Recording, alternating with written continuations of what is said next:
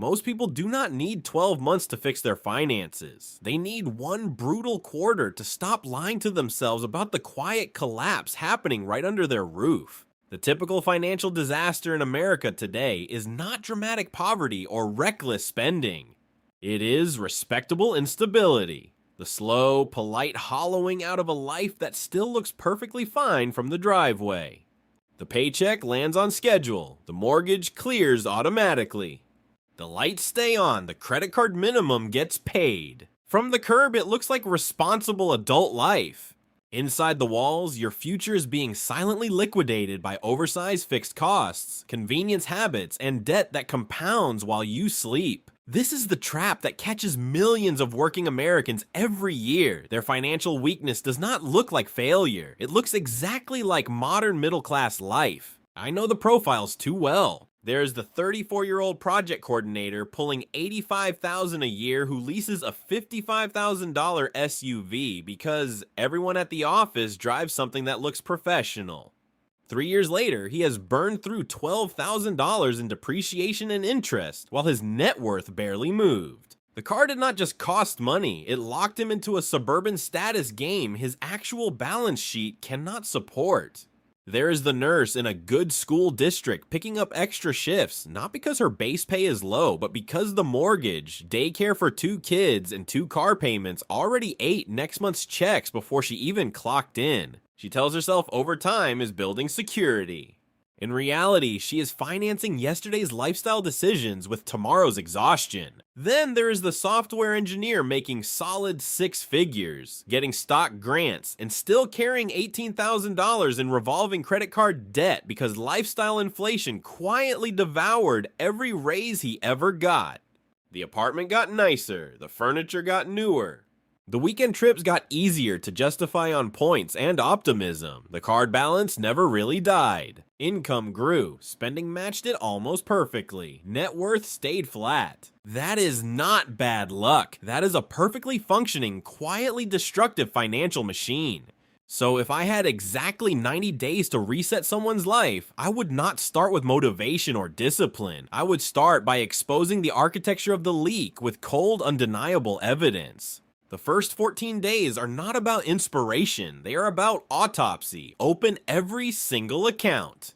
Pull the last 90 days of statements. Checking, savings, credit cards, buy now, pay later, student loans, car notes, subscriptions, everything. Most people live in a comfortable fog of approximation. They say, I roughly know where my money goes. They do not.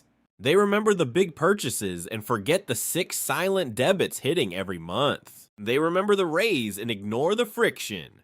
They remember the vacation but forget the midnight Amazon orders, the delivery apps, and the subscriptions that survived because canceling them felt too petty to bother with.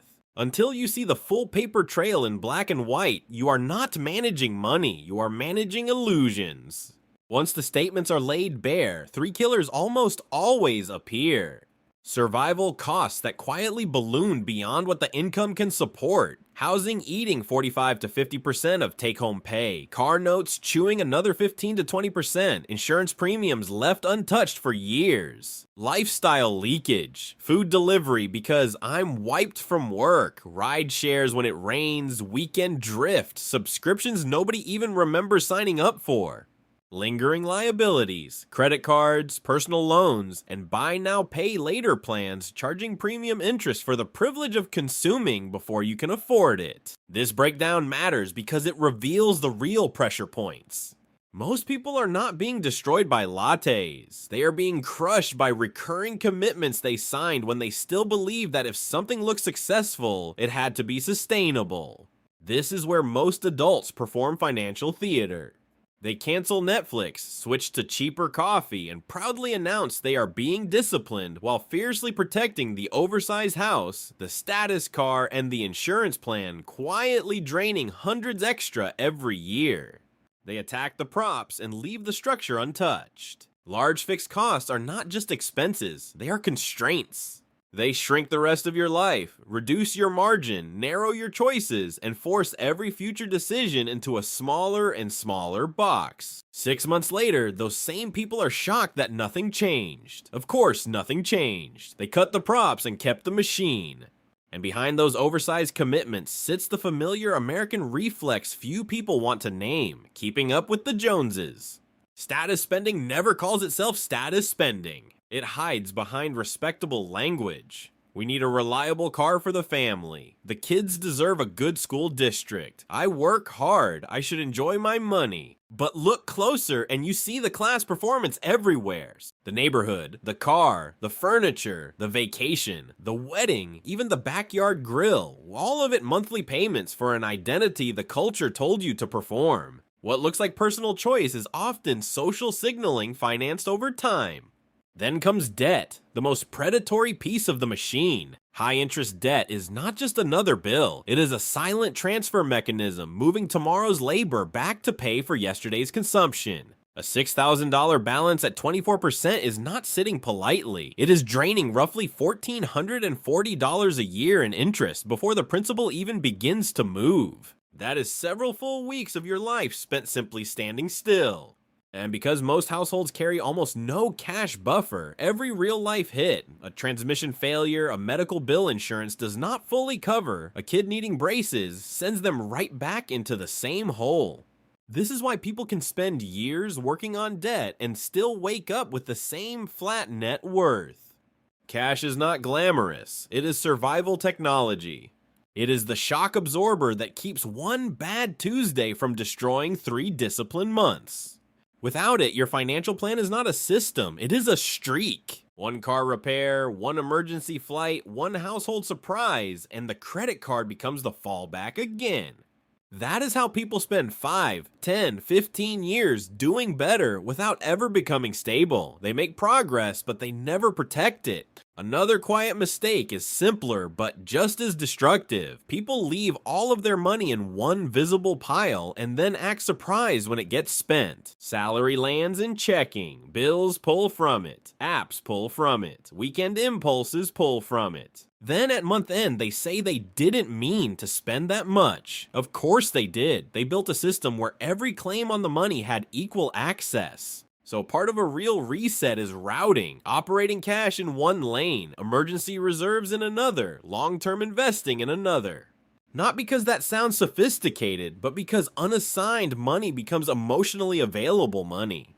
By the middle of this process, another popular illusion has to die: the belief that clever investing is the secret to wealth. The financial industry profits whether you stay scared or whether you feel smart enough to overcomplicate everything. The real game is quieter and far less entertaining. Consistent contributions into broad, low-cost ownership of productive assets, kept boring long enough for compounding to do its job.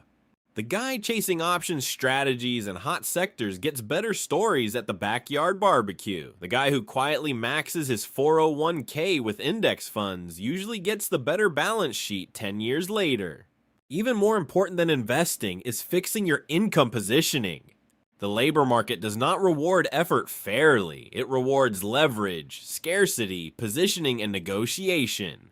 Loyalty is often mispriced. You can stay in the same role for 5 years, accept polite 3% raises, and still be paid yesterday's rate while the market has moved on.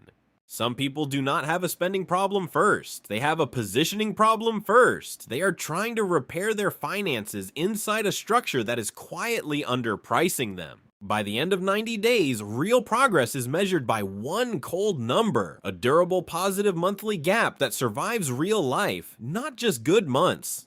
A repeatable surplus between what reliably comes in and what reliably goes out. Alongside it, a net worth number actually moving in the right direction.